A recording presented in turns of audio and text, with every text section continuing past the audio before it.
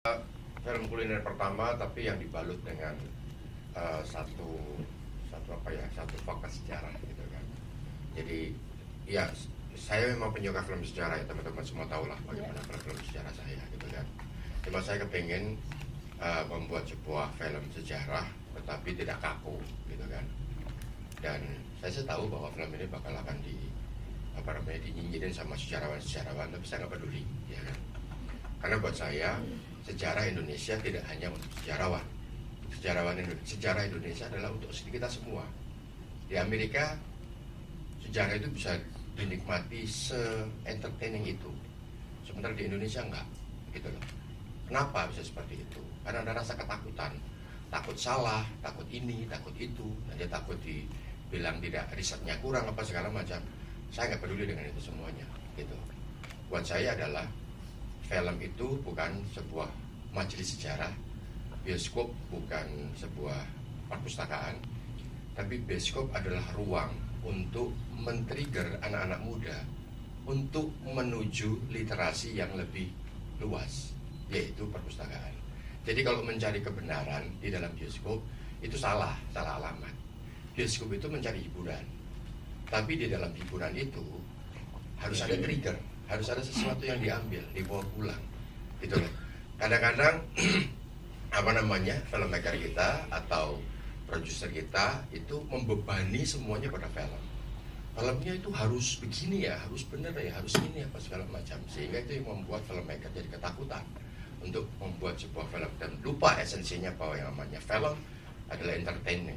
Film itu adalah sebuah trik, sebuah tipuan. Tapi tipuan itu akan membuat spektakel, membuat adrenalin kita kebuka. Akhirnya terus kemudian muncul rasa penasaran. Apa benar sih yang dibuat ini? Akhirnya mereka datang ke perpustakaan, mereka membuka buku. Itu poinnya kalau saya. Gitu loh. Jadi bukan kemudian datang ke bioskop. Nah ini sejarah yang benar ada di film ini. Wah, itu salah besar. Itu adalah orde baru banget gitu kan. Orde baru itu adalah Hitler, ya kan? Yang menggunakan film sebagai sebuah propaganda bahwa sejarah Indonesia yang benar atau sejarah negara Jerman yang benar adalah ini loh yang ada di film gitu kan. Padahal itu semua adalah salah besar gitu loh. Nah karena itu makanya saya kepengen mengembalikan ruang bioskop ini menjadi ruang entertaining.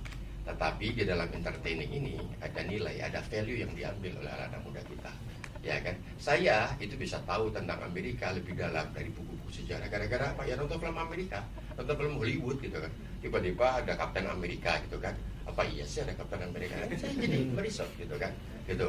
Terus ada film Abraham Lincoln gitu kan. Dibuat vampire. Itu kan sinting gitu loh. Presidennya, founding fathernya Amerika dibuat vampire. Coba bayangin Presiden Soekarno dibuat vampire, marah semua nggak kita? Ya kan? Sejarawan saya yakin tuh sejarawan itu pada ngamuknya kayak apa gitu kan? Ya kan? Tapi Amerika bisa melakukan itu gitu kan? Dan dari film itu anak-anak muda kita jadi kepengen tahu tentang Abraham Lincoln. Emang iya Abraham Lincoln memang vampire. Jadi buka kan sejarah Abraham. Tapi kalau kita tayangin film kita, tokoh-tokoh sejarah kita tuh dari seperti guru-guru SD SMP kita mengajar sejarah, ya kan? Ya bisa dibayangkan kan? Semua penonton pasti akan tidur di bioskop gitu kan. Nah menurut saya adalah ini teman-teman semuanya anak-anak muda kita nggak ada yang tahu tentang buku yang bagus sekali bernama Mustika Rasa. Bagaimana Presiden Soekarno pada saat itu mengumpulkan budayawan di seluruh Indonesia untuk mengumpulkan resep masakan dari Sabang sampai Merauke. Anak muda nggak ada yang tahu. Itu loh. Jadi saya kepengen melawan dominasi culture masakan dari luar yang di Indonesia.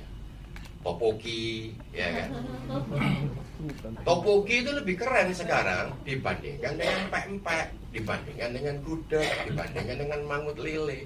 Mangut lele itu nggak keren sekarang, gudeg nggak keren, pempek nggak keren, bronkos nggak keren. Yang keren adalah topoki. Artinya makanan itu adalah sebuah diplomasi politik. Itu yang menjadi problem sekarang, ya kan? Nah, Soekarno paham dengan itu. Makanan kita harus menjadi diplomasi budaya. Karena itu makanya kumpulkan resep itu. Sayangnya orang-orang yang ditunjuk sama Bung Karno itu dituduh oleh sekelompok yang lain, rezim yang lain sebagai komunis. Maka kemudian setelah peristiwa 30 September 1965 berantakan semua, bubar semua. Budayawan-budayawan itu pada bubar kemana-mana. Karena apa? Karena mentang-mentang Soekarno ya kan dianggap sebagai komunis, ditangkapin semua. Akhirnya proyek itu terbengkalai. Nah, kita mencoba untuk membuat semacam apa ya, misteri-misteri